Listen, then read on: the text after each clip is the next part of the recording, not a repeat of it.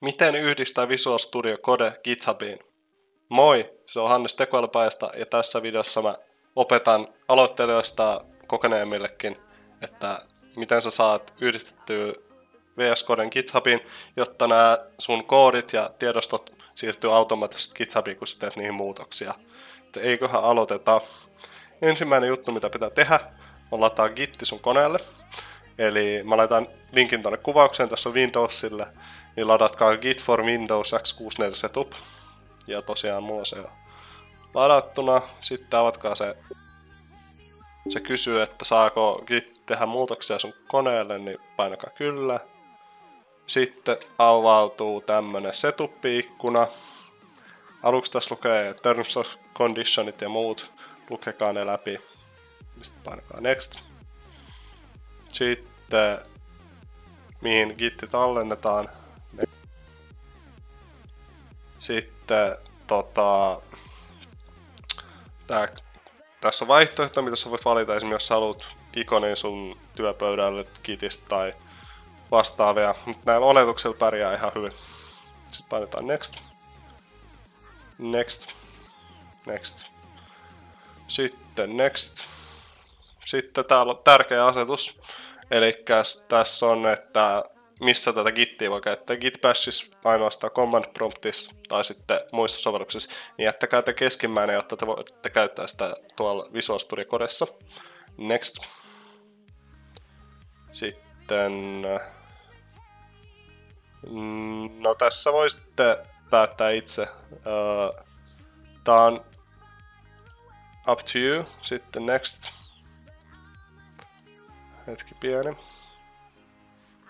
Sitten täällä choose a credential helper, niin valitkaa tää Git Credential Manager, koska tää helpottaa teitä sitten, että kun te kerran kirjaudutte tähän koneella, niin sitten te pystytte aina niin kuin yhdistää GitHubin Visual Studio Codeen jatkossakin uusissa projekteissa helposti. Ja sitten install, ja sitten se latautuu. No niin, ja nyt ollaan saatu Gitti ladattua. Painakaa finish. Voitte ottaa tuon view release notes pois, jos ette halua katsoa niin. Sitten finish. Noniin. Sitten seuraavaksi, kun teillä on Gitti ladattuna, niin avatkaa toi command prompti, eli cmd vaan hakuun ja avatte sen. Ja sinne, ottakaa se hetki, sinne kirjoitetaan, että konfiguroidaan niinku sun koneen Gitin username ja e-maili. Eli git config global user.name ja sitten laitatte oman jonkun nimimerkin. Sitten enteri, sitten se asettaa sen. Sitten git config global user.email ja sitten heittomerkkeihin taas pistätte oman sähköpostin. Mulla on jo asetettuna nää, niin mä en nyt testa uudestaan. Mut joo, sitten kun nää on asetettu, niin menette GitHubin sivuille eli github.com ja siellä teette tunnukset. Ja kun olette saanut tunnukset valmiiksi, niin sivun pitäisi näyttää tältä. Ja sitten täällä vasemmalla on tämmönen vihreä nappi Create Repository. Klikkaatte sitä, eli luotte uuden repon. Tähän nimeätte. Meillä nyt oli AI-nettisivut, niin käytetään sitä nimeä. Sitten tähän voi asettaa descriptionin, eli kuvauksen omasta projektista, jos haluaa, mutta mä en nyt laita siihen mitään, ei tarvi. Sitten vaihtakaa visibility privateen, ellette jostain syystä halua, että se on julkisesti kaikkien näkyvillä, teidän projekti. Sitten voitte valita, jos haluatte readme, mä jätän sen pois. Ja git ignore ei tarvitse tässä kohtaa laittaa, eikä lisenssiä. Painakaa Create Repository, ja se luo teille uuden repositorin. Noniin. Sitten menkää Visual Studio Codeen. Ja ennen kuin aloitetaan mitään Visual Studio Code-juttuja, niin muistakaa, että jos teillä on jotain salasanoja tai muita vastaavia niin kuin arkaluontoisia asioita teidän tiedostoissa, niin muistakaa aina lisätä ne environmental muuttujiksi. Eli luokaa .env-tiedosto ja laittakaa ne sinne. Ja sen jälkeen tehkää .gitignore-tiedosto ja kirjoittakaa sinne .env. Voin näyttää tästä esimerkin, eli täällä on gitignore, siellä lukee .env ja node modules, eli node modules lukee siellä sen takia, että me ei haluta turhaan ladata noita kaikkia tiedostoja, koska sitä ei tarvitse. Ja kun nämä on tehty, niin jatketaan seuraavaksi tämän projektin linkittämiseen GitHubiin. No niin, eli nyt kun teillä on tämä projekti auki, te olette tehneet .gitignoren, te olette valmiita, niin sitten siirrytään tähän itse osioon, missä me niinku kirjaudutaan GitHubiin ja siirrytään ne sinne Gitillä. Eli avatkaa terminaali tai terminal new terminal, varmaan tuttua juttua tässä kohtaa. Ja sitten kirjoittakaa tänne git init. Eli tää niin kun alustaa teille Gitin tänne paikallisesta koneelle. Sitten kirjoittakaa git add piste. Eli tää lisää teidän tähän koneen Gittiin niin kaikki tiedostot paitsi .gitignoressa määritetyt tiedostot tästä kansiosta, mikä meillä on nyt käytössä tähän projektiin. Sitten enteriä. Eli tää nyt git add lisäsi kaikki nämä tähän Gittiin. Sen jälkeen kirjoittakaa git commit -m heittomerkeissä ja sitten se ihan mikä vaan nimi, minkä haluatte, vaikka Gitin alustus tai vastaavaa. Joo, sitten enteriä.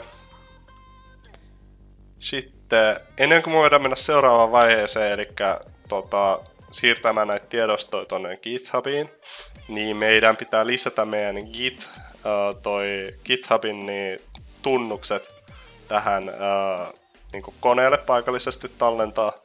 Ja tää tehdään niin, että kirjoitetaan git credential-manager github login.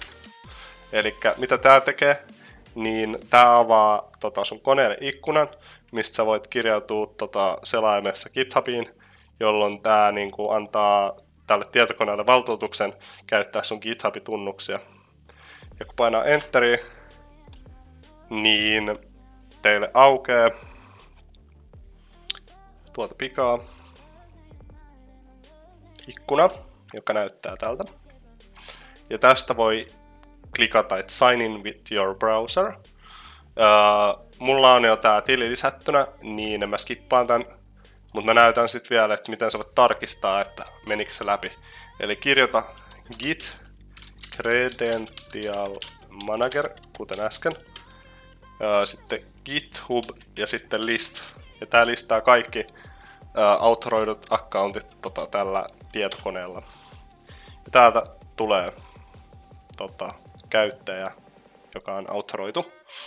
Ja kun tää on tehty, sä oot onnistuneesti valtuuttanut sun tietokoneen lähettämään GitHubiin tietoja, niin sen jälkeen voidaan jatkaa. Eli kirjoita git remote add origin. Ja tämän perään pitää mennä GitHubiin ja hakea sieltä tää quick setup ja niinku, kattokaa, että tää HTTPS optionilla ja sitten kopioikaa tää linkki. Ja sitten laitatte sen vaan tonne git remote add originin perään, jolloin tää niinku lisää kauko-ohjaimen tähän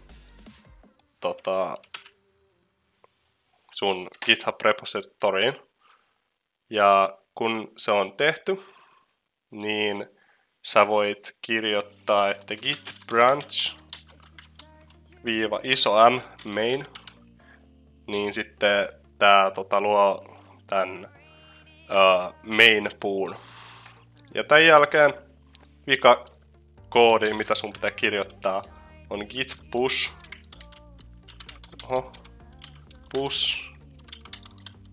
-u origin main. Eli sitten tää siirtää tämän paikallisen gitin GitHubiin. Sitten painetaan enteriä.